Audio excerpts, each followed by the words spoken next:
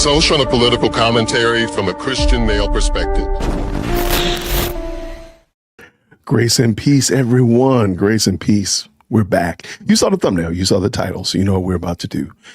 Early on in this political cycle that just passed, Cassie Crashout, now respectfully known as 4%. 4% did an interview with Denasha Harrison. This is the first interview that they did. And went back and looked. I think they did about 3, maybe even 4. But this is the very first one that I could find. And this is where she was a little bit more open, a little bit more transparent about her history. There's just a lot of stuff that still doesn't add up. So I labeled this that she basically told us she was going to lose in this opening salvo. So I want to bring it in and let us look at it. Thank you so much to all of my members who help support this channel and help this channel to grow. This is a members only video. So let's get ready to roll. Let's go. Here we go. That I have an individual here by the name of Cassaundra. Thank you for joining me. You're welcome. How are you? I'm good today. Good. So I'll let you tell the people what you're doing in Dalton, and then we're going to get into some conversations. All right. Well, I'm Cassaundra Hopson Jordan, and I decided this year to throw my hat into the race because over the past 16 years that I've lived in this village, I've been here amongst 4 different administrations, and I've yet to see no change other than things have gotten worse. So I've decided that it's time for a change. It's time for something new. Time out for all this politics and politicians and get some real people in office that's willing to do the work, that's going to do the work, that's willing to make a change. And yeah, that's what I'm here for. All right. So I got it right. Let me make sure I got it right. Politicians are bad. So now I'm going to go and become a politician. What in the world? And while we're watching this, just let me know. Does it sound like somebody who's giving like an Easter speech and it didn't really plan it out properly and they haven't like memorized what they're going to say? Listen to how she gives answers. But let's go. So you're putting your hat in the ring to run for the race of Mayor. Okay. So you're running for mayor of Dalton? Yes, Mayor of Dalton. Okay. So congratulations on you putting your hat in the ring. And we're actually on the same ticket. So why do you sound like you don't know this? I did talk to some people about my decision to be on an independent ticket due to the people who were available to partner up with to run.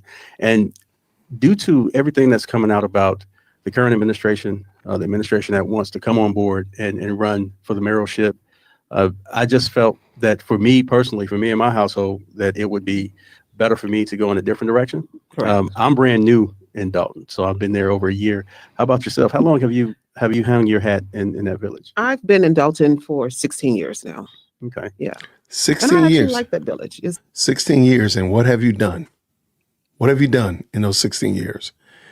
What block captain, head of the PTA, what have you done elected wise that you can say, hey, this is where my resume starts? Where is it?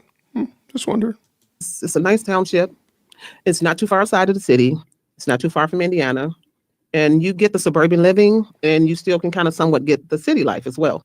So you talked about it being time for a change. Now going into too much detail about what's out there. You see that there's a lot going on with this administration, not only allegations, but actual facts about some of the things that are coming out that's not good for the people who live in Dalton. Yes. And I think it's, the responsible thing to become involved in what's going on with properties, taxes, people in the area, businesses, things of that nature, because if you plan on living there, you might as well, participate. Correct. Beyond, just living there. I think that it's important that people really get involved with, the processes of what's going on with legislation in their areas. So that's me. Why do you feel it's important for you to take on the task of running for mayor? Well, I feel it's important because when I look over the years of the time I spent there, the time I've lived there, and to get to know a lot of the people, a lot of the neighbors and things of that nature, a lot of people really do love where they live. A lot of people have worked hard, they have sacrificed, they're paid for their homes, they're ready to retire, they're ready to enjoy life. And I don't think it's fair to put all this hard work, time, and energy into a space, and then someone comes along and just like literally rips it out from up under you. I mean, what sense does it make to work? That's a great point. And I think you could make some hay from that comment about, this is a retirement community. These people basically are just paying property tax because they've already satisfied their mortgages, so on and so forth. Why don't you have a plan that actually explains that? Why are you not delineating? Because everybody has two eyes. We can see a problem. There's no problem there at all. But where's your solution, though? She still didn't have a solution. This is why this is existing. This is what's happening, and it's hurting Miss Johnson. It's hurting Mr. Stanley down at the end of the block. And this is my solution to resolve that problem. Nothing like that. For years to pay taxes, to pay a mortgage, to get the mortgage paid off, and now you're ready to kind of relax, and down here comes a large tax bill because you got politicians in office that's, I'm going to say it, just greedy, constantly filling their pockets, not really concerned about the people. And now here you have a tax bill that's literally like another mortgage. When you hit a certain area in life, you're like, okay, house is paid off. I know I have this tax bill, but I don't want a tax bill that's so high to the point that all this hard work and sacrifice that you did to pay this house off, now you can't even afford it because the taxes are so high. So I'm like, listen, I'm one of the ones that have worked hard, that have sacrificed, paid off my house, paid my bills on time, did my due diligence, and now I'm ready to relax and enjoy myself. But then I get a tax bill, it's like another mortgage all over again. So it's like, what sense does that make? So I'm like, no, I just can't stand by. I just can't sit around and just watch this town literally go under. There's days I get. When we sit around now and realize that now that we're doing the autopsy of 4%'s campaign run, and we can see that there was nothing there. This is all fluff. This is all just jibber jabber, lollygagging, but nothing really to satisfy the problem. All you're doing is pointing out the problem. There's nothing to actually fix the problem. This does get a little bit troubling. Like, wow, she's sitting just right here, just gassing it up. Like she's just talking. In my car, and I drive around and I'm looking at the township, and I'm like, no intent, no pun, or no discredit to Harvey, but I'm like, our township is starting to look like Harvey. We're starting to get. Well, and though, hey, I was in Dalton just this past week, and Harvey, when you're in Harvey, that's a true statement. Harvey is definitely different. But that being the case, I don't think Dalton is anywhere looking like Harvey. I'm just going to be honest with you. From what I saw, I don't think they're Daltons on that path. But I digress, because again, I admit I don't live there. But man, what was your solution? You've been here for 17 years. I've lived in my home for 16 years coming up, and I can tell you what I've done and been a part of that's helped my community. I can at least give a couple of those suggestions. Me and Lady Dearwold Christian, we make a mean team. So I can tell you what we've done. So I'm not just sitting here belly aching about stuff. I've done things that have brought resolution and help make my community better. And I can point to those. If I ran for mayor of my town, I could say, these are some things that I've done. What have you done? And what is your resume? Your resume just can't be that I got good feelings or I got a big heart. Hey, I got a big heart for people. No, I mean, that's great. But ma'am, what is your actual policy? And I think she was telling us this in the beginning. That's the reason I wanted to do this. She was telling us all along that she had no clue what she was doing. It's just, she had no clue. It does also add to the notion that she was really just a plant. I really think she's a plant. And again, no disrespect to Denasha Harrison, but I think somehow or another she hornswoggled him in, because he does seem like a very good guy. And she somehow or another, she hornswoggled him into this to run with her. I mean, no plan, no real path for victory whatsoever. So let her finish up, Jason. Let's go. So many empty houses. A lot of people are running in fear, so they're putting their houses up for sale. And we know the more empty houses it is, the more desolate the land becomes. And I don't want to see that happen, because, as I say again, Dalton, it's a beautiful township. It's a nice community. It could be something great. And I just don't feel like people should have to go out to other townships and spend their tax money there. And then yet where you live at is dying. So this is why I threw my head in the race, and I'm like, enough of it. So you have about roughly a little bit over 21,000 residents. Yeah. In Dalton. And right now, according to the housing department, we have at least 400 homes that are empty. And it's like, it's unfair to us that do live there, because we have to, split that bill up, and it's just more pressure on us. And the goal is we got to get these houses filled. We got to bring this community back. We got to build it back up. Dalton used to be one of the most beautiful townships back in the day. People would die to get into this township. And now people are dying to get out of it because of all the turmoil and everything that's going on. And I just think it's unfair. So would you say that the township is a business-friendly environment at this time? Did it used to be more business-friendly? Well, right now it's not business friendly because the administrations have failed to bring businesses in. And I know for a fact there has been a lot of business owners that wanted to come and open up businesses to help bring the economy back. And for some reason, the administrations, they just seem to It's always administrations, plural.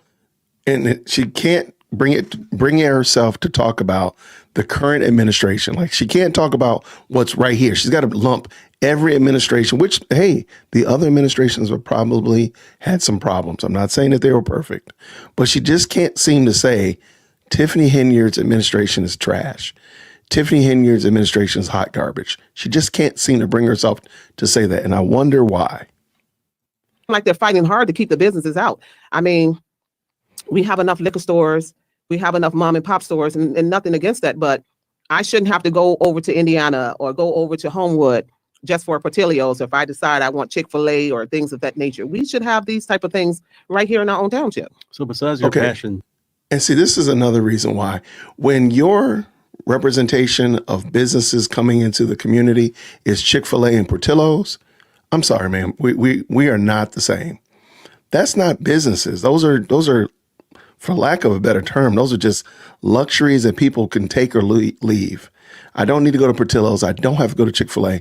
But my goodness, in the morning, if you got GM to come in, if you got Google to come in, if you got another big name investor to come in, where it's not just somebody coming in where I have to spend my money with them, but rather a company that's bringing money in and I'm making money because I work for them, that's a whole different game. So I don't think, again, I just don't believe this woman had any concept of what she wanted to do. She just knows that there's a problem because she has two eyes at work and she can see, oh, there's businesses that are leaving. Oh, there's dilapidated houses. Oh, it must be bad. And not saying that it's not bad. I am saying it's bad. But her solutions are not well thought out and met out at all. Let's go. For where you live and the fact that you've lived there for a while and you just care about the residences in Dalton, what would you say qualifies you to take the mayoral seat? All right, here it comes. Here's her qualifications. Here is her, and Danasha did the same thing. This is why you should elect me as mayor. So if you were sitting at a job interview, basically she's sitting down at a job interview with all of the residents of Dalton, and she's going to tell them why they should elect her to be their mayor, which is effectively the president of their town. Okay. Just listen to this. Qualifies me. Are you in business doing something else or what? Well, I mean, I have a business. I have businesses, and I've been self-employed since 2000. So clearly I'm doing something right. I've been able to be self-sustained for 24 years now. Okay, that one is, so the reason you should hire me as mayor is because I've run businesses outside. And again, that term businesses is kind of loose. I don't understand that. Why don't you say I have a barbershop, I own a car wash, I have a lawn care empire, whatever. It's just I own several businesses, and she's about to expound on those. And just let me know if these win you over. And I'm qualified because I truly have a heart for people, and I truly care. It's not about money, because if they offer me the position today, I'm like this. You can actually donate the funds back to the village to help us get out of the hole. It's not about the money. I truly care about the people. When I look at my neighbors, people that have raised their kids there, people that have retired, and to see some of them literally living in fear that they might lose their home that they worked so hard for, I have no choice but to throw my head in the race. If I don't fight for them, who will? So what is your qualification? You care about your neighbors. I'm pretty sure all of us care about our neighbors. If we have grown to like and have affinity for our neighbors, none of us want our neighbors to lose their house. If we knew that our neighbors are going to lose their house, some of us would probably pitch in money, have a bake sale, start a GoFundMe. We would want our neighbor to stay there because we like our neighbor. That doesn't mean that you qualify to be the mayor of the town, though. I don't understand that. And just because, and again, she's given no bona fide. She was telling us way back, this is during the DNC. So this is a long time ago. She was telling us that she has no clue what she's doing and she had no intention of winning this race. I do think she was just this. Now, I have a hypothesis that the reason she did run and what she was hoping for was to be able to find some way to access some of these dilapidated properties, because there are a lot of them. There are a lot of buildings. There are a lot of old houses. There are a lot of churches and all these other things that are vacant.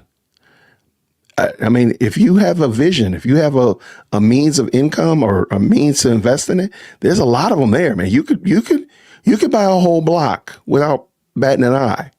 There's a lot of them. So I don't know if her intent was to actually win or her intent was to be able to get in on some of these properties. Just a thought, that are there in Dalton, respectfully. That's a great statement. I think that a lot of people are tired. Yeah, people are tired. And, it's like, at this point, it's like, I'm not about the Democratic Party. I'm not about the Republican Party. We just about getting the job done. So this is why I chose to run on an independent ticket, because for years, we vote Democratic or we vote Republican because our parents told us to vote, and this is how their parents vote. And I'm learning that people are just getting away from this altogether. So the campaign slogan is "People are tired." That's your campaign slogan. Okay. I mean, again, I'm not saying that people were not upset. I'm not saying that people don't want something better. All I am saying is that none of these things justify and qualify you to be mayor. She was telling us way back in October or September of last year that she had no intention of winning this race. None whatsoever. Want somebody in office that's going to truly do the job, truly be concerned about the people. And whereas we all can get a piece of the pie and live in harmony. And that's what the people want. The more I talk to people, they're like, I'm just over this. I'm over all of it. I just want to live in harmony. I want to be able to enjoy life. I want to be able to come home, enjoy my house, enjoy my home, enjoy my neighborhood, live in peace. And that's all I'm asking. And I don't think that's asking for much. So who told her this? Because apparently only 158 people told her that they believed in her vision. And some near 3,500 people weren't studying what she was talking about. They believed in Jason and Team House. I'm just wondering. How many people have actually rallied behind you good question. Your run for mayor? For my God. Before you answer that, prior to you making the decision, did you get a lot of buzz about running? And now that you've announced that you're going to run for mayor, how are people receiving the news? Yes. Well, prior to, for years, I think for about 10 years now, and I will say, I'm going to run for mayor. I am truly going to run for mayor. And then my neighbors and people that I know, adjacent neighborhoods, they're just like, you should really do it. And then it's like, And then since all of this craziness have taken place, and one day I woke up and I was like, now it's the time. God has released me, and now it's the time. And when I shared it with my neighbors, some of them literally stood there and cried like, it's about time. Like, I don't know what took you so long. And I just believe everything has its own time and season to take place. But a lot of them literally stood there and cried. They felt like, I feel like I have hope again. Some were like, I was at the point. Wait, hope? Wait, your neighbors were crying because you said you were going to run for mayor. Are you certain about that? They have hope now? But you only got 158 people to vote for you. You did not have a full slate. You did not have campaign workers at the 17 polling places. But these people had hope now? Ma'am, they got more liquor stores in Dalton than anything else. I think they had more Hennessy than they had hope. Are you certain these people weren't, maybe taking a little bit of the dark liquor? Are you certain about this? Ma'am, this is crazy. Point that I felt like I was going to have to sell my home and find somewhere else to go.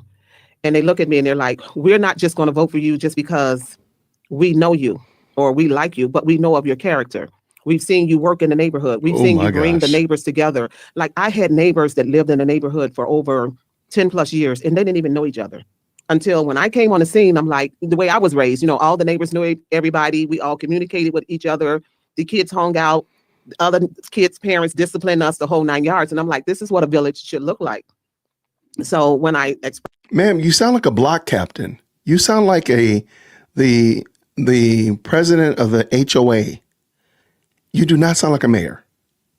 I really don't think, again, she was telling us in 4K that she had no intention of winning this race and that she did not have a clue what she was supposed to be doing. Ma'am, I don't think that that's because you were able to successfully get your community to have a cookout. I don't think that justified you becoming mayor. Well, clearly only 4% thought that that justified it, because the other 96, they was not studying you. I'm just saying, where's the lie detector? Expressed that to them. They was just like, this is amazing. Like, I feel like I have hope. I actually believe in the village again now that you are going to run. And I mean, some stood there with tears in their eyes, and I'm like, I'm a tough girl. I'm a strong-willed woman, and I'm passionate about things, but I'm also a big crybaby. And I'm like, don't cry, because I'm a tearjerker. It doesn't take much. So you talk about where you were raised. Where were Hold on. So these people were crying and weeping and wailing because you said you were going to run for mayor, and that was going to change their property taxes and bring businesses back to Dalton. And that's what happened, allegedly. Got you. But the people still did not come and vote for you. Ma'am, you got 4% of the votes. You knew good and well you was lying. You knew good and well that you was not going to win. You knew this in 4K right now. Where you raised at? I was born and raised on the west side of Chicago. Here we go. In the Austin area. Here we go. 223 North Control. Was born and raised there. My home church was New Mount Sinai Missionary Baptist Church, right there on it was on Laramie and Fulton, and that's where my roots began, right there on the west side. Isn't that something? You talked about hope. Now, I tried to communicate to some people that it's different from when you're actually watching things on YouTube, right, or when you're actually watching what's going on in Dalton and actually living there. Right. The energy is so different. And it's amazing to me that people are actually, or have actually said, you know what can I do to get out of my house because the taxes are getting so high, or the chaos is just crazy, right, in this village. And talking to people from the outside looking in, they don't feel like it's really that bad. They look at it as entertainment. Right. And it's funny you said that, because I get a phone call today, and she's probably going to kill me if she ever sees this. And I get a call from her today. Just don't say her name. Well, yeah. Okay. So she calls me today and she's like, yeah, I'm hearing all this stuff, and I don't think it's that bad. I actually think, such and such is, I think she's kind of doing some good stuff or whatever. And I was like, you know what, let me stop you, because I get that a lot, and people need to fail to realize and understand we actually live here in this village. It's not that we're watching it on YouTube, or it's not that we're watching it on the news or whatever. We are physically living this. And I don't know what you guys are seeing on the news or what you guys are seeing on YouTube, but when you look in the eye of a senior, right, that has worked all their life, and I have to reiterate this, and they have worked hard, and they've paid off their homes, and they've retired, and they want to just kind of enjoy their latter years, but to see the fear on their face that I worked all these years, and because of one team of what all the chaos and stuff that's going on, that I might actually lose my home, and who in their 70s, who in their 50s want to have to start all over again? When you hit a certain age in life, it's like, now it's time to, go into the second half. It's time to enjoy yourself. You've paid off everything. The kids are grown. Now you want to just enjoy your neighbors and enjoy life. But who wants to have to start over at that age? So when you look at the neighbors and you see the fear in their eyes, and these people are truly fearful, not of the person, not of the person, but of the situation. Because a lot of people, people laugh and they make memes and they make jokes and all that. And it's like, people are actually really living this. You mentioned the fear. I don't think anybody's saying that people are not living it, Cassie. What we are trying to figure out is, did you actually have a plan? And I'm proposing here, watching this video with you and Danasha, I'll leave the link to the full video down in the description as well. I'm proposing here that you had no plan to resolve those issues for those people. If they were in fact traumatized, scared, feeling like they're going to lose their home, so on and so forth, you had no plan. And I'm going to stand on this. That's how and why you had 4%. That's why you had 4%. Now, if it was like 48 to 52%, and like it was a tight race, then I'm like, hey, maybe you did in fact win these people over, and you did in fact propose a better solution, or a solution that was at least challenging to Team Clean House 2025. Ma'am, you offered no solution. You offered no platform. You had nothing to stand on. And we've watched you now since the election is over. And so many people are saying, boy, Dalton beat a bullet. Because your attitude and your demeanor and the way you come across is all that compassion, all that one caring about the people and all this, that, and the third, all that stuff went out the window with the 96% that didn't come to vote for you. So, ma'am, please don't waste your time trying to tell us that you cared about the people. Well, ma'am, really, truly, I don't think you did. It's just really something how, like you said, I'm just going to caveat off for what you said. People that work for so long, but they do not feel secure in their village. And I've lived in this township through 4. This is the 4th one. And I have never, ever in my life seen nothing like this. I'm like, I just want to go to sleep and wake up the next morning and all of this be over. But it's like every day is something new. It's something new. And it's like at a point like, chill out already. It's enough. You've done enough. You're doing enough. You guys have done enough. You're doing enough. I can't stress that enough. And it's like enough already. And people just wanted to go away. They're tired. They're really tired. They're frustrated. And it's so embarrassing because. How are you? Okay. The people are, and I don't know what happened with that enough thing. She literally said that. I did not change that or edit that. She just kept saying enough. She was doing an Umar Johnson impersonation. But ma'am, what is your solution? Again, I'm going to keep saying that because that's the part that seems to get lost in the sauce, that you didn't have a solution that would resolve these issues that these people are talking about.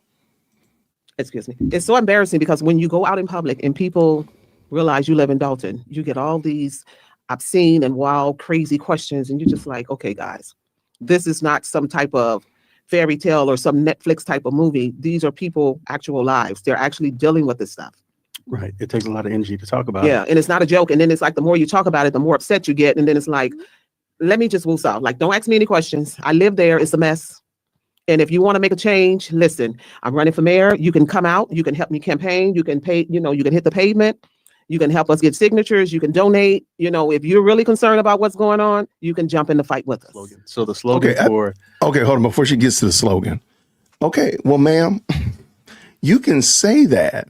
And I think people should have, if they do believe in the vision, they will do that. And I think we saw that on Team Clean House. They did, in fact, believe in the vision. They did donate. They did go on campaign and knock on doors and hold signs and do this, that, and the other. They did do that stuff. Ma'am, you didn't give them anything to believe in. And again, I don't believe you actually intended to. And we're going to get to the cornerstone of why I believe this in a moment. But here, she's going to talk about the campaign slogan. For our ticket is what? The slogan for our ticket is rebuilding Dalton. And that's what we want to do. We want to rebuild this community.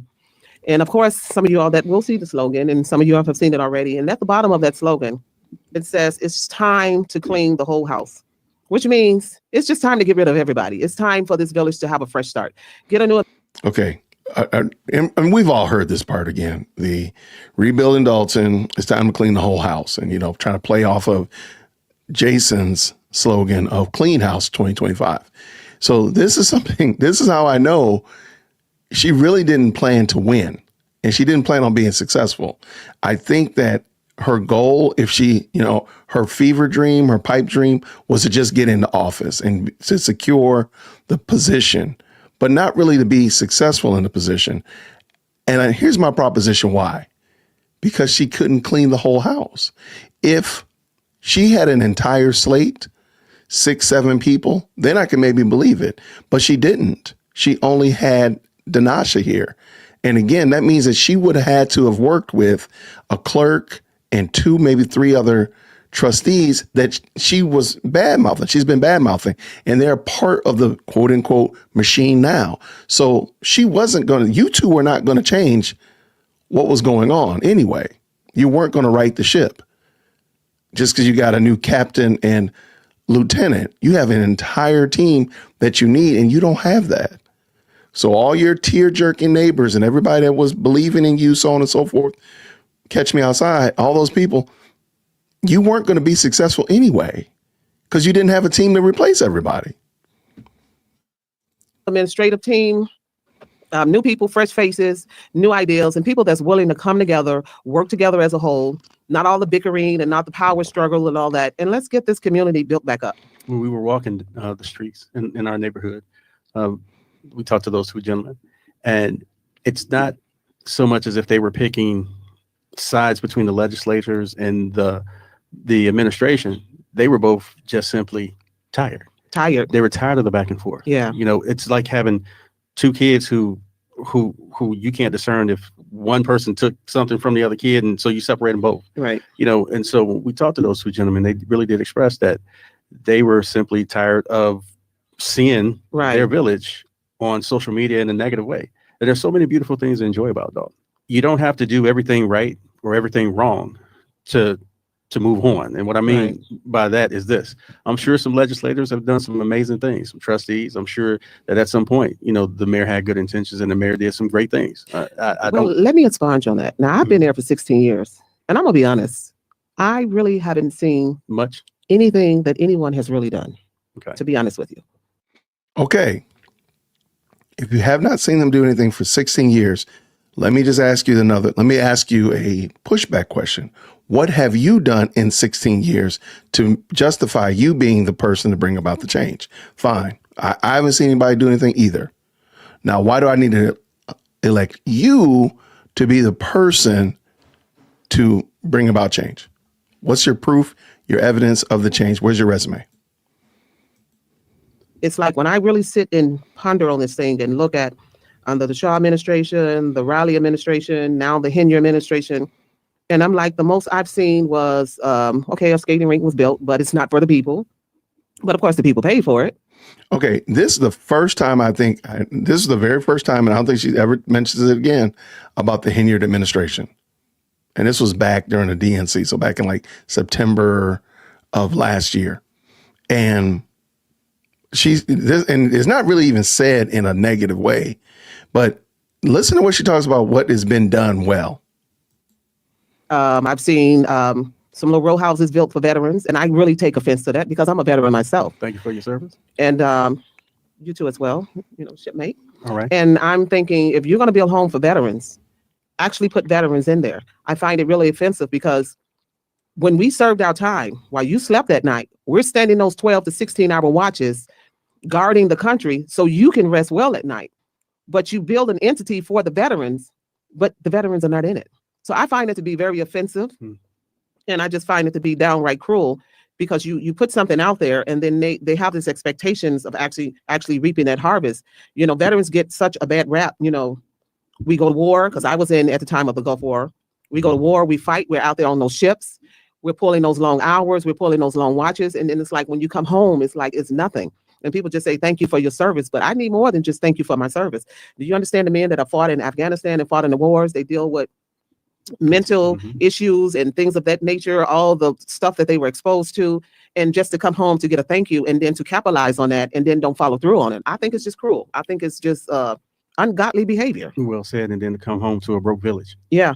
Yes. A lot of it. But even in that, she doesn't have a plan for the veterans. She would have been the only one that had served in the military.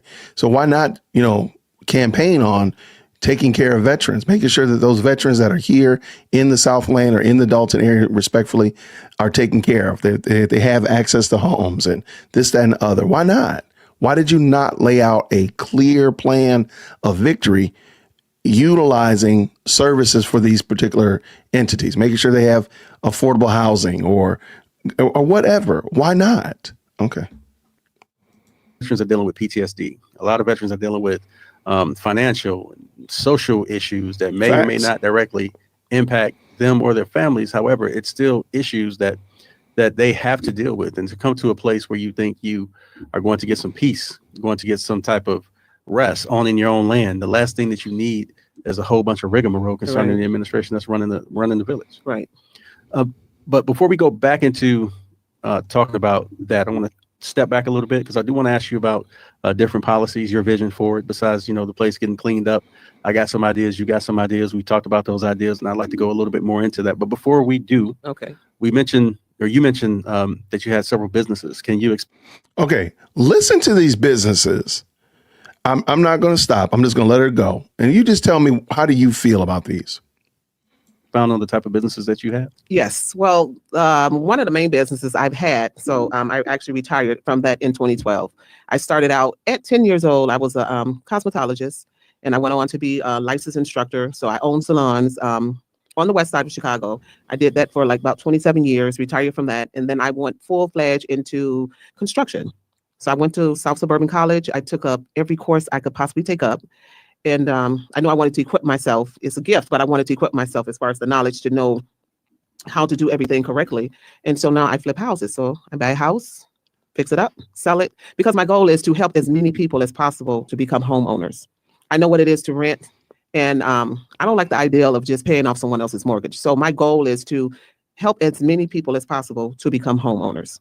So that's one of the businesses. And then I created another business, Desserts by Cassie. I specializes in vegan desserts. Okay. Because I do wear a chef hat, and I work numerous of events, many of weddings, all types of events, fundraisers, you name it. And how Desserts by Cassie came about is that when you get to the end of the event, the dessert portion always flop. So, a lot of people are going vegan, they're going gluten-free, dairy-free. So one day I was at home, and the business came about. I was actually on a fast with my church. We had to fast for 21 days, and we had to be on a vegan diet. Mm-hmm. And so I was like, okay, I like my desserts, but it had to be vegan. So one morning I got up and I was getting ready to go into prayer, and I was getting ready to meditate as well. And the Lord said, just sit. I don't want you to pray. I want you to just sit, and I want you to just meditate. Just be quiet. Just sit. And as I was sitting and just meditating, the word vegan came in my spirit. And then the Lord just started dropping. Okay, I got to stop myself. I don't believe that God speaks to people just randomly like that. Now, he may, but you have no way of verifying it. Because she says God said vegan. I think God might have told her bacon. I mean, you are fasting. It's very possible God said, go and get you something to eat, girl. You need some protein. You need some fats in your system. Come on, go get you a couple carbohydrates. God might have told her to go get some bacon, and she just heard it as vegan. I don't know. Ingredients in my spirit, and I jumped up. I went in the kitchen, and I just started pulling stuff out, and I started baking. Now, granted, I was not a baker. I cook, but baking is a whole nother level. Different, yeah. Like when you're baking, the timing, the measurements, everything has to be literally perfect. Because it's nothing worse than putting the cake together and you get through all that and then it flops or it didn't bake all the way. So I know this had to be God, because I'm like, I am not a baker. There's been times where I would bake cakes and then I would literally cry. There's been times where I would look at my mom and I would try to make her biscuits. And when I got done with them, I made rocks. They weren't biscuits, they were rocks. So in this fast and meditation, the Lord spoke the word vegan. So I got up and pulled some ingredients together. And I had some the butter pecans, the peanuts and stuff like that, and start putting the stuff together. And I actually baked a butter pecan cupcake. My daughter happened to walk in the house, and I was like, perfect timing. Can you taste this? And she tasted it, and she just stepped back, was like, Mom. And I'm like, okay, is it good or bad? She was like, no, like, this is really, really good. I was like, no, don't lie to me, be honest. She was like, no, this is really, really good. So I just started pulling other flavors and just start putting it together. And I would go to different conferences, things with the church, different businesses, and I would just bake all these samples, and I was just handing them out and like, tell me what you think. And I mean, this thing took off like a rocket. People were like, are you serious? This is vegan? And I'm like, this is vegan. And that's how Desserts by Cassie was birthed out. Okay. So it's an online business. And that's one of the things. I actually wanted to open up a bakery in Dalton, but filling out the business application and things of that nature, nothing. You didn't hear anything back. And that's one of the things our village doesn't have is a bakery. And I was about to ask you that. Yeah. And so it's online right now. You can go to www.dessertsbycassie and you can order. It's baked fresh. I don't do any of that frozen stuff. Everything is fresh, and your order get delivered right out to you. Wow. Yeah. So you've actually ran into obstacles. Okay. I just wanted her to tease that out, and I didn't want to interrupt her. I want to give her a chance to tease it out. There are so many problems with just that little 3-minute sliver right there. First of all, the website is dead. All of her websites are dead. They go nowhere. So if God told you this and wanted you to do this, why are you doing something different? Why are you not focused on what God allegedly told you to do? It just seems like that would have been it. But notice that she used to be a cosmetologist at the age of 10.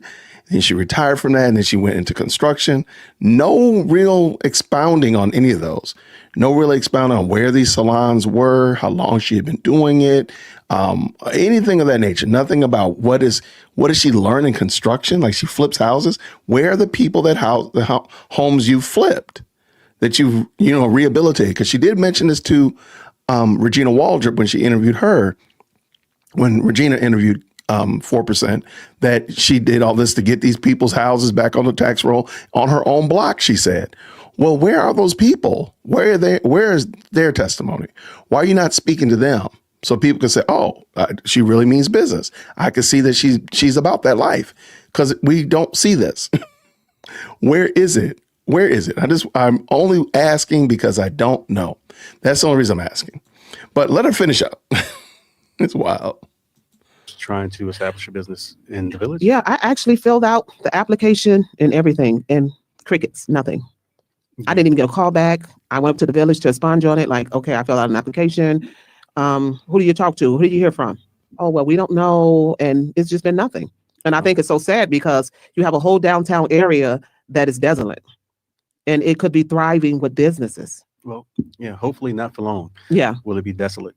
So successful businesswoman, God-fearing woman, passion for your community. Yes. Passion for your neighbors within the community. Yes. And wanting to be a part of the process to legislate properly so that people can take pride again in the place that they live in. Yes. I mean, it's nothing like being able to go to your downtown area of your. It sounds like Dinasha is feeding her. Not trying to be funny. It seemed like he's really kind of chugging her along. Like, okay, tell us more. Like, she should be leading this. I'm just saying, but let her finish, Jason. Let her finish. Shout out to 4%. Let's go. Your village and sit and have a cup of coffee or have a coffee shop. I know one of the young men, I don't know specifically in details, he wanted to open up a cigar shop, and I was seeing the process, and then it's like it stopped and just nothing. And I'm like, this would be something beautiful, whereas you don't have to go all the way downtown to get this level of elegance. You can just literally, from where the downtown area is, I can just get on my bike or take a nice little stroll and can sit out at a restaurant, sit out at a nice bistro and enjoy myself. And these are the type of things that we want. So one of the things I really want to implement as a mayor is to actually bring businesses into the village. And when you bring in revenue into the village, it helps the economy, where it's not so much stress on the people in the village. And they don't have to drive to other townships, to patronize them, and the tax dollar goes to their township, and then you come home, it's like it's nothing. Well, speaking of tax dollars.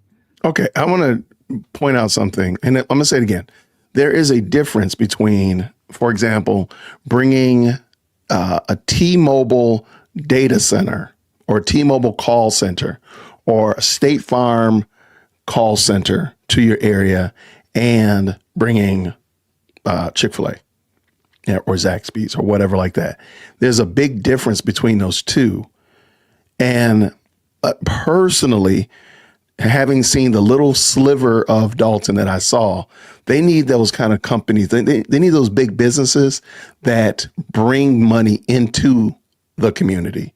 They need a headquarters of Stanley. They need the Stanley headquarters to move to Dolton. They need those kind of things. They don't really need, now granted, I'm not saying they don't want them. I'm sure they do want them, but they're not sitting there fiending for another Chick-fil-A. I mean, there's a big difference between those two. And of course, Chick-fil-A's can come, of course. But I think if you start by getting Chick-fil-A's and fast food restaurants and stuff like that, consumer restaurants or consumer businesses, I don't think that's going to help. You need something that brings money in, and people don't have to go there to provide services. Like we not too far from my home, from the Battery where the Braves play, they built the Porsche, a new Porsche pseudo headquarters dealership. And of course, everybody knows Porsche's headquarters is down by the airport. And you need something like that. You need a headquarters of something. You need headquarters of places that provide jobs. But so these people have money to go to the Starbucks, to go to the Chick-fil-A, to go to Portillo's and stuff like that. Not just you need a Portillo's and a Starbucks. Where's the money coming from? I think that's been the problem, the cart before the horse problem, in my opinion. Former Chicago Mayor Lori Lightfoot did an assessment. She did an audit for the village of Dalton, talking about the finances. And I believe this is part one Yes. of a series of things that she'll be rolling out. So when she did, she put together some numbers that were alarming to a lot of us. Yeah. I believe that one of the things that should be tackled is trying to figure out how to get the money back to the people in the village. What would be your recommendation of how to have that money replaced? I think what, 3-point-something million Yeah. is unaccounted for. Yeah. No explanation. We saw where some of it was spent, but there's still ongoing allegations and ongoing investigations as to the specifics of where money went to. Right. What would be your first what would be your first step concerning the finances of the village? Well, Okay, I'm gonna stop real quick. Shout out. Yes, businesses that create jobs. That's the term I was looking for. I was getting tongue tied. All right. I heard a lot of people saying that this woman was going to turn Dalton over to the state. And I was like, where did they get that from? Well, like, where did they hear that from? Listen to what she says right here. And just tell me that you get it. to be honest, when you have such a large deficit like that, one of my main steps would be is to actually invite the state to come in to handle the finances, to make sure that we're getting back on track. Because one of the things were the village was not reporting yearly their finances to the state. So one of the things to make sure that we wouldn't run into this issue again is that I would welcome the state to come in. So that way, as a new mayor coming in, you know, they're like, oh, well, what are you going to do with the money and this and that? And I'm like, listen, I would welcome the state to come in, to take over this thing, to help get the affairs in order, to help get us back on track. And in the meantime, while the state is in, helping us to get back on track, focusing on things like all of the empty homes. That is one of our most major problems, is getting those homes filled to get them back on the tax bill. So creating a program, partnering with the banks, partnering with churches. You got a lot of people that sit in church. They want to be homeowners. So we can put some programs together, bring those entities together, and let's get some mortgages and let's get these homes filled where they can get back on the tax bill, where they can actually generate revenue. And then another thing, once again, bringing businesses into the village. So She seems like this sounds like we're just talking around the grill at the 4th of July picnic. Like we're just talking. As my daughters like to say, you're just yapping. You're just yapping. You're just talking. There's nothing here that comes across that you've actually thought this out in some manner and you're ready to move forward on this, or you want people to take this seriously. I'm like, ma'am, I don't understand. You're saying start programs. Like what kind of programs? They got enough programs to sink a ship. The issue is not that we need more water. The issue is that we need to get the water out of the ship. That's it. We got enough. She over here drilling more holes in the Titanic. Ma'am, the ship has already got enough water in it. We need to get the water out of this thing. It makes no sense. Let's go. I believe a lot of people have discussed the very same thing that you just outlined. I believe that one of the issues was that it just was not being executed. Yeah. A lot of people talked about the businesses coming in, about the housing banks. Right. I know in our neighborhood in Dalton, there's a house not too far from yours that's totally overgrown. Completely overgrown. And I've been inquiring about this house for over 10 years. Still no answers. Still no answer. It's like, and I would question, the housing department. How is it that we have houses in the village and you have no record or no knowledge of them? It makes no sense. Like, do you feel like it's malicious, or they're just ignorant to the processes, or a combination of both? I think a lot of them are just ignorant to the process. A lot of them get the positions. They don't study the positions. They don't pick up the guidelines or anything or read up on it to understand what it is they're supposed to do. So a lot of them just comfortable with the answer is, I don't know. Okay, well, respectfully, tell us what the process is. If they are ignorant, as you just said, then you should be able to tell us what they're ignorant of, and not just insulting them saying you're ignorant. But what are you ignorant of? Like, what is the steps? What is the steps? Because it's clear that you don't know, because you said you've been inquiring about this house for 10 years, a decade, and you haven't gotten an answer. How do you know that they're ignorant when you don't seem to know the answer either? Are you ignorant as well? Just wondering. I'm the type, when it's something I don't know, we live in a day and a time where we have Google. Come on now, you can pretty much Google whatever it is that you need to know. If I'm ever in a position and there's something that I don't know, this is why you ask. Any question that's unasked is a dumb question. You ask questions, you research, you get the answer, so you're better equipped to work the position that you're in. Now, I know everybody, when they get into a position, you're not going to know everything. We're all are forever learning. But to be in a position in something you don't know and then you don't ask a question, that's just crazy to me. And this. The irony of that last stream of thought right there, please, the irony is not lost on me. Ma'am, what are you going to do to change this problem, ma'am? Okay, let's let her go, Jason. This has been the problem with a lot of the employees in the village. They get hired the position and they don't have a clue as to what they're doing. And you have people come up to the village asking questions because that house, through 3 administrative teams, I've asked about that house. I've wanted to purchase the house, fix it up, get it back on the tax bill. And it's just been a runaround for 10 years now, a little over 10 years. So I take it upon myself to go out, cut the grass, to try to maintain it so we don't get squatters or we don't get drug activities. Every empty house on my block, I make it my business to go out to maintain it, cut the grass, because you report stuff like this to the village, you fill out the forms, you go up, you complain, year in, year out, month in, month out, day after day, nothing gets done. Wait, hold on. So you're cutting the grass for all of your neighbors on your block? She did say that. She really did say that. I did not make that up.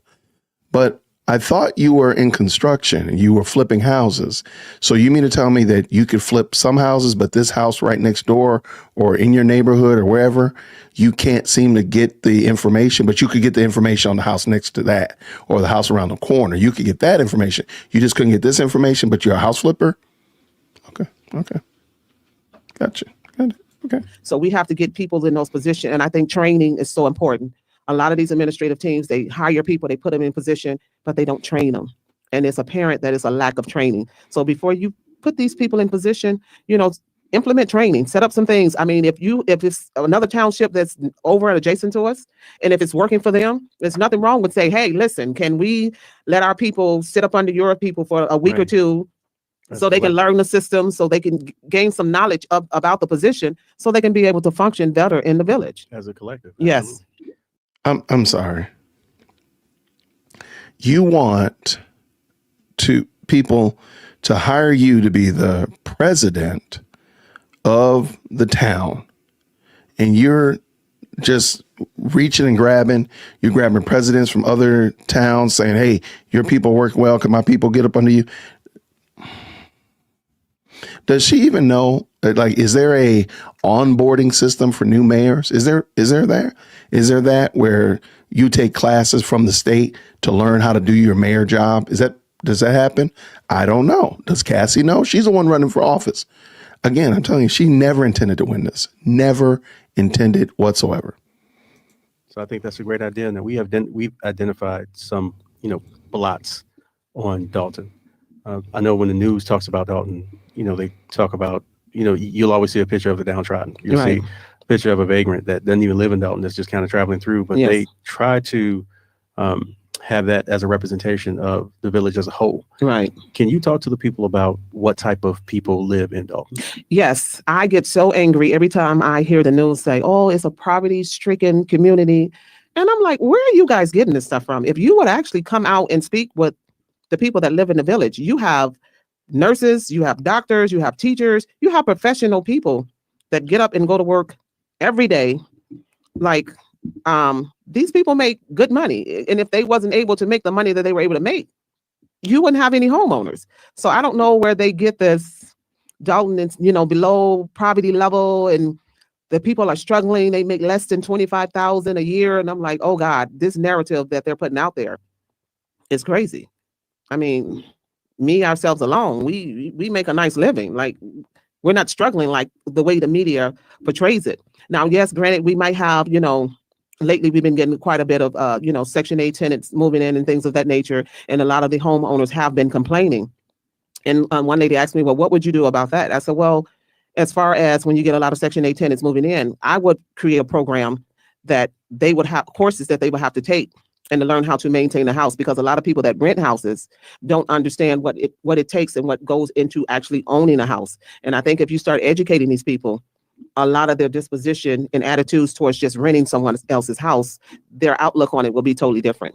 I believe there also has to be opportunities available, not only within the village, but you talk about sitting up under, the adjacent villages if they need to learn something about administrative processes, or if they Did she really tell us about the people of Dalton? I met a lot of them. There's some great people there in Dalton, but she's busy talking about what the perception is of the people in Dalton. Why don't you tell us about the people in Dalton, which is a difference? They're not all doctors and nurses, and they're not all teachers and such like that, but there's good people. What do they want? What do these people want of Dalton? Do you know, Cassie? Do you know?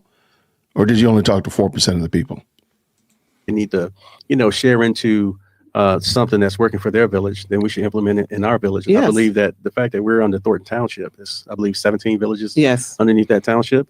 There's a lot of opportunity for us to share Yes. and learn and grow.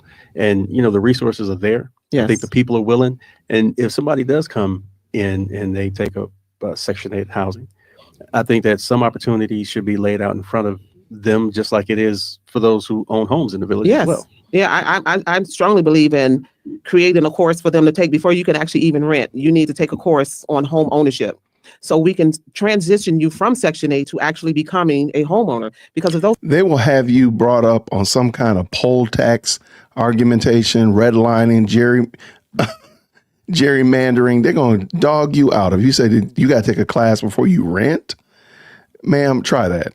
Oh, that's right. She only got 4%. those people are going to be in a community and constantly renting. You want to take them from renter to home ownership. So let's offer them courses and teach them home ownership and how to straighten up their credit. I've dealt with a lot of Section 8 applicants, and when I look at their application and their credit scores, it's horrible. And I'm like, who are teaching these people? We don't want them to just be on Section 8 for the rest of their lives. We want to teach them the importance of having good credit, the importance of paying your bill on time, what it takes to own a home. So if you're going to rent a home, you need to take courses on home ownership. So then we can kind of transition you into home ownership and get you into one of those houses that is vacant and get that house back on the tax market. Yeah, I think that's a great idea. And you also have to involve and hold accountable the banks, Yeah. as well as, the businesses in the area and the people and the those who are part of the legislative Yes. process, which is But Cassie, you're not going to do this. You're going to need somebody who's fiscally sound, who has a deep understanding of this process and is able to teach, to run this course with you. So where is this person? Do you have a listing, a job description for them on your website, on your campaign Facebook page, on your campaign Instagram? Maybe, possibly. What? I didn't think so. No, you don't. This is yet another example. Ma'am, it's just you and Dinasha. This is your team.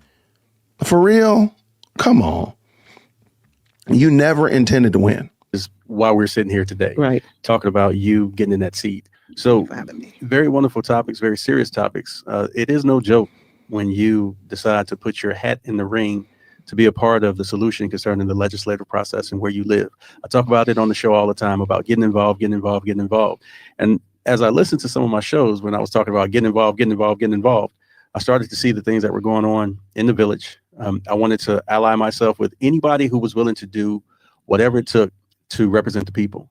And again, when I hit the landscape, I had no impact, no idea how deep the rabbit hole went in Dalton, Illinois. And again, I've only been there for a little bit over a year, and I'm seeing the same thing that a lot of people have seen. You actually have lived through several administrations, Yes. and so many other people in Dalton have lived through several administrations. So my solution is to continue to try to work with anybody who wants to work for the people. And if you're stealing from the people, you're not working for the people. If you're not being transparent with the people, you're not working for the people. You don't care about the people. You care about yourself. And maybe you care about some of the people, but that's not how you run a village. That's just my opinion, and that's actually my experience. If you are supposed to stand for the people, then you find solutions for the people, and you don't steal from them. Right. We don't steal from our brothers and sisters. We shouldn't steal at all from the people who work so hard to make Dalton and any other place their home. That's just one of the principles that you should not betray. And with that, as I've told the people who are close to me, and for those of you who have yet to meet me, I'll support anybody who will support the people, which is why I'm supporting you, because I do believe that you are going to support the people. Since I've known you in this short time, you've supported people that Right. we've had around us. And it's just a blessing, and it's very refreshing. I'll say that again. It's just a blessing, and it's very refreshing to be a part of a process that is going to bring change. And Right. this is what I've said to some of the people as well. Somebody came up to me and asked me, why would you even run? Because you just got here. You're not from here. Why would you even run when the people that are actually sitting in the seat are actually doing the job? was that if I'm for the people of Dalton and you're for the people of Dalton, then why should it matter who wins or loses when they're running for a race? I don't even really care if I would. That's kind of comical considering the fact that now that 4% has lost, and she alleges that she had all these connections and all these investors and people that were resources. She said, I'm not going to share my resources with Team House because I lost. And listen to what Dinasha is saying here. She's sitting there amening it like he's speaking the gospel truth. But now that she's lost and she has the opportunity to put her money where her mouth is proverbially and say, hey, let me support Team House because they won. Nope. But I don't think she ever really had those resources. I don't believe she ever did. And there's no way to prove, no way to confront it. But I don't think she ever really had those resources. It was just lollygagging and yapping. Win the seat if I really felt that the person in the seat was doing the job. Right. And then that person said to me, well, how would you know if the person is doing the job or not if you don't even know the person? I said, well, you look at the record. Right. If the record shows that you're doing better than I could ever do, right, then I will concede and I will make sure that I support you. Why? Because you're supporting the people. Now, if you're upset because I'm about to run, then are you really for the people? Right. If you're upset that I'm about to throw my hat in the ring for this race, and I'm telling you that I'm for the people of Dalton, and you're saying you're for the people of Dalton, then let's compare. I don't have a record. You do have a record. Right. So if I feel like there's some things that I can do better, guess what? I'm running. Right. So at the end of the day, you say you're for the people, I'm for the people. So guess what? We all win anyway. Right. So ask yourself, so take that segment right there and now play it against what she's saying at this current moment. Now that she's lost and she doesn't, people are asking about her resources and she's going to share the resources and these connections with Team House and whatnot. I would love to talk to Dinasha and see what he thinks about this. And so with that, I've learned very quickly that if you're going to go ahead and do something, go ahead and get to it. Right. Because you cannot wait for the people that's currently in the seat to assist you with how to legislate when they've dropped the ball on it. So that's how I feel. That's my opinion. And I'm glad that I'm running for trustee on your ticket. Well, I'm glad to have you. And I'm looking forward to winning what's ahead of us. And that's what we're going to do. And with that, I'd also like to take this time to say thank you for having a conversation. Yes. I believe we were, I think it was at the meeting first, or was it at the town hall? Was it at the town hall or was it at the? No, it was at the Lori Lightfoot. Okay, so it was meeting, at the audit meeting, the findings meeting. Yes. And so that Monday, I announced my candidacy for running for trustee. And then I believe that Thursday, they started to unravel what was going on with the finances in the village. And I'm looking forward to the next meeting to find out, in more detail, what they have yet to reveal. Right. So I'm looking forward to running on this ticket. I believe it's a strong ticket. I believe that we're going to have the support that we need Yes. to get, to get the win that we need so that we can take care of the people. Right. This is a position that you should humble yourself to be in. Right. This is a position that There's no way in the world she believes what he's saying. I do think Dinasha, again, I believe Dinasha Harrison wants what's right for the community. There's no way you can convince me that she's in agreement with him. There's no way. There's just no way. Listen how she's right, making the yummy noises while he's, explaining this. I just can't get it. Okay. man's piece so that legislation can go forward. And I believe that you're listening to and you're looking at the right people to do it. So with that, before we wrap, I would like to ask you to highlight your businesses again. If somebody wants to patronize your business, how do they go about it? Okay, so if you want to patronize the bakery, it's like I said, it's an online bakery. You can go to www.dessertsbycassie.com and you can just stroll on there, place your order. It comes directly to me. I fill it and we get it delivered out to you. It's fresh. You just tell us where you want to deliver, what day, what time. I mean, some people order and say, oh, I don't want it until Saturday, or I want it tomorrow, whenever you want it. And then we deliver it right out to you. I'm looking forward to tasting some of those desserts. And I promise you, I'm going to have to pat yourself on the back. pat myself on the back. Mhm. They are out of this world. You will never look at vegan the same way again. And once you have one of my cupcakes or my pound cakes or my banana pudding, my blueberry muffins, banana nut muffins, they're all vegan. You will never want to eat a regular dessert ever again. Okay. One lady said, it's kind of fluffy. It's not as dense. I said, because it's vegan. You don't have all the eggs or the milk and all the heaviness in there. I haven't cooked with an egg and a milk in so long. It's mind blowing. Well, I'm looking forward to tasting that because Yeah, that's different. Yeah. So, and so thank you for sharing that. And before we wrap, how can people who are listening support the campaign, most importantly? Okay. The last two questions seem to not be in concert at all. Outline your business, because mind you, she still allegedly flips houses. Outline your businesses, and now how can we support the campaign? Why not ask about platforms, Mr. Harrison? Why not really outline like 3 things that you're going to do day one? What is your I mean, there's a lot of problems in Dalton that this new administration is going to have to deal with. Why not outline those and then talk about how people can support? Because I have no good reason to support you. Oh, and by the way, those websites are dead. So I can't even buy the cupcakes if I wanted to. Well, those that are listening, I mean, you can reach out to me on Facebook. My Facebook page is Cassie Jordan. You can reach out that way. You can tag me and we can get you info as to how you can donate. But right now, at this point, it's not even about the money. I just want people to come out with us, to pass out flyers, to hit the pavement. I'm one of those campaign people. I don't like just sending the people out. I like for you to actually see my face, to actually shake my hand, to actually talk with me, because that's just been the problem with a lot of politicians. You only see them on Sunday. They show up at church. They want your vote. You never see them again. And that's one of the things I'm going to implement when I do get in office. For every trustee, I noticed the village of Dolton, the police department has it divided up into 4 zones. So each trustee will be responsible for one of those zones. And at least twice out of the month, instead of they coming to have tea with you, you get to go out and hit the pavement and knock on those doors and talk to those residents and see how they're doing, and to write down their complaints. And then that way you can bring it back to the meetings and we can sit down and have a discussion. Some round table. It's no more of just, making it comfortable for you where the people come out to the township or come to the meetings to meet you. How about the people actually see the faces of the politicians? Well, I like that idea. I like that They idea. see the faces now. We discuss, and there's more ideas that we will discuss. Yes. And guess what? We're going to have you come back so that we can continue to talk about how we're moving forward and how we're going to clean the whole house concerning Dalton, Illinois. Yes, it's time to literally clean the whole house. The whole house. Yes. So thank you for joining me on the Denasha Harrison Show.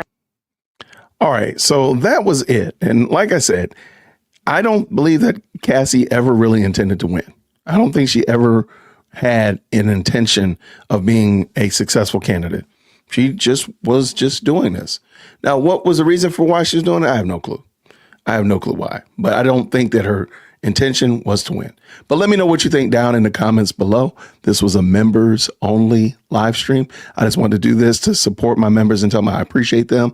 Thank you for your support of DWC and what we're doing here. Thank you for being a part of the backbone of this this platform and this content. I really do appreciate you all. I do realize that there is a Thornton Township board meeting that's about to start, that's getting active right now. So what I think I'm going to do is go ahead and quash this, and then we'll jump on over there. And I'm going to probably just start the live stream back up. So I thank y'all so much for supporting me. Thank you so much for being a part of the best live chat on the internet. I'm about to quash this and start a brand new one, and I'll see you all in a few minutes. And until then, everybody, I guess in a few moments, grace and peace.